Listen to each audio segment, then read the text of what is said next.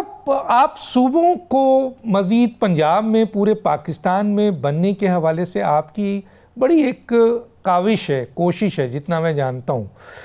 لیکن سر دیکھنے میں یہ آتا ہے کہ بڑی بڑی سیاسی جماعتیں تو وعدہ بھی کرتی ہیں، چاہے وہ پی ٹی آئی ہو، پی ایم ایل این ہو، پیپلز پارٹی تو پنجاب میں صرف چاہتی ہے اور سندھ میں وہ کہتی ہے خبردار،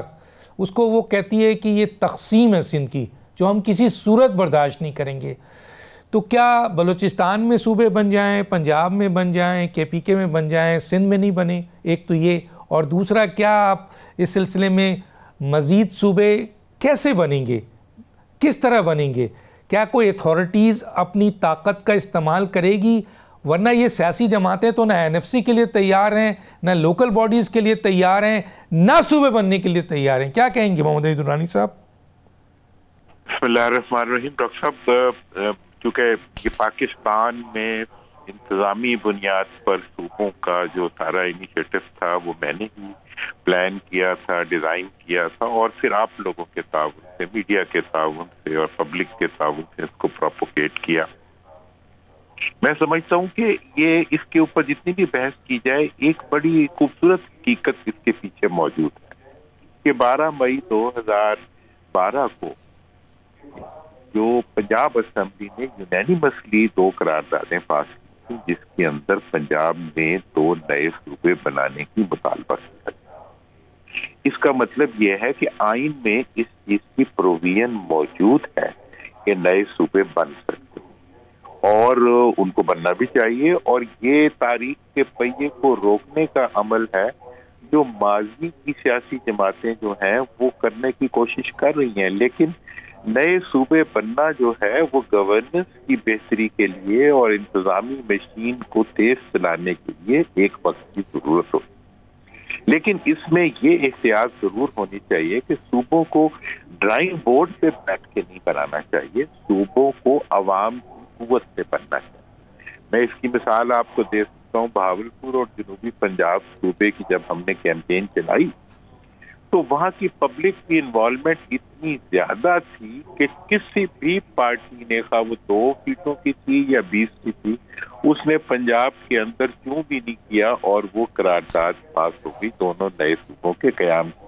ہاں، یہ الگ بات ہے کہ پھر ڈیلے کر کے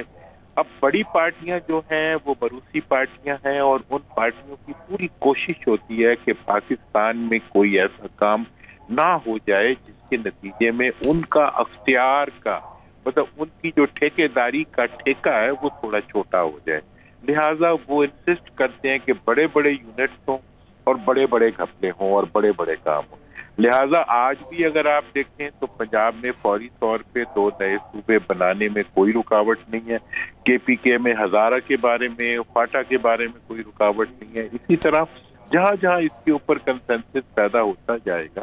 اس طرح سے ان کو، اور جب ایک جگہ بنیں گے تو باقی جگہ پہ آرگینک گروتھ ہوگی اور وہ مطالبہ کریں گے۔ دوسری چیز جو ڈاکٹر صاحب اس میں بڑی امپورٹنٹ ہے وہ این ایف سی ایوارڈ کی ہے۔ آپ حیران ہوں گے کہ جب یہ این ایف سی ایوارڈ 2009 میں پاس ہوا تھا، میں واحد ممبر پارلیمنٹ تھا جس نے ڈٹ کے این ایف سی ایوارڈ کے پاس ہونے کی مخالفت کی تھی اور سائن بھی نہیں کیا تھا 18ویں ترمیم کے پاس ہونے۔ میرا جو سب سے بڑا اس کے اوپر، اور بھی اعتراضات تھے، سب سے بڑا اعتراض یہ تھا کہ جو آپ این ایف سی کے پیسے جس فارمولے کے تحت population, area, poverty, other factor, generation of fund, اس کی بنیاد پہ جو جس فارمولے پہ آپ صوبوں کو دے رہے ہیں، آپ پروویزو لگائیں کہ صوبہ پابند ہوگا کہ اسی فارمولے کے تحت یہ پیسے اضلاع، تحصیلوں اور بلدیاتی اداروں تک،